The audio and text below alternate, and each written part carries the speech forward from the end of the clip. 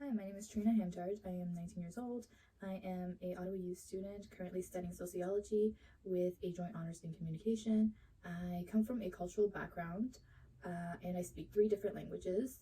I live in a family of 5, including myself, in a single house with 3 bedrooms.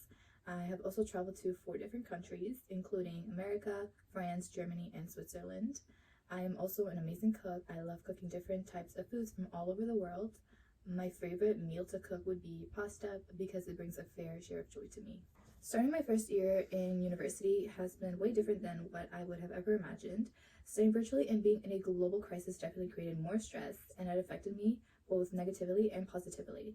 I developed and learned to appreciate things in the world deeply, and that nothing in life should be taken for granted. Working during COVID with customers definitely had its highs and lows. I learned to develop and create a balanced work schedule to maintain the necessary requirements in my life. Finding my passion was something that I started to implement during quarantine. I developed a passion for doing nails during the pandemic, and I loved the inspirations and the motivations behind every support. Due to COVID, I was conducting all of my research and writing my daily field reports in my room in my desk area.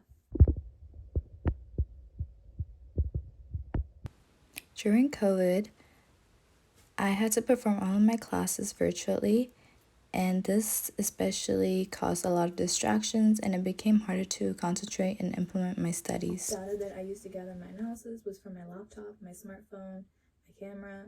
I rarely did use my pen to collect my analysis because I found that my laptop and my devices were much more efficient and easier to use. I was also using my smartphone to create and analyze some of my poems. I also used it to access some of my media networks such as Netflix, TikTok, YouTube, Discord, Pinterest, and many more. Social media the most effective way. Although this took lots of practice and constraint, I was able to focus and create a balanced schedule to become productive and motivated throughout quarantine. In the beginning of my studies, I became super attached to social media, allowing it to drain me and become harmful to my body to the point where I was losing focus on everything in my life. But by creating a timer, it allowed me to manage my studies efficiently and be able to provide productivity throughout quarantine and the rest of my studies. My favorite piece of artwork that I was able to create for this project was my rose sculpture. Personally, I found that my sculpture was very sentimental and close to my heart. A lot to me because of the connections that are stimulated through the sculpture. It also took me the longest to make because of the meanings behind it.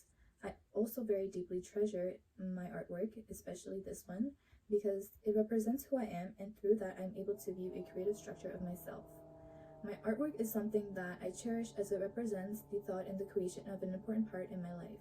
By treasuring my artwork, I am able to look back on the pieces and structures that I constructed and ultimately take that part of my life in value. I was able to analyze my data by producing a coding chart, which ultimately allowed me to see my significant use of my social media intake and the daily production of it. I noticed that my coding chart shows the pattern of my emotions and throughout the use of the media platforms that I've used within my field reports. I ultimately learned from analyzing the data that there's a high presence of positive emotions and negatives that occur throughout my coding. Media consumption reveals a lot about me and the world that I'm partaking in. After looking deeply through the patterns of my media and my daily intake, I was able to come into a conclusion and realize that the relations of the structure and the broader relations of the world around me are being impacted. Scrolling through the media for hours and hours can become harmful every day.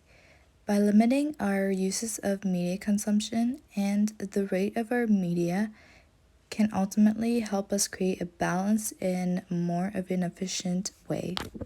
So through my research journey, I was able to understand and learn the powerful connections of my media intake, and I was able to develop a greater process in learning the negatives and the positives of my media shares in my life.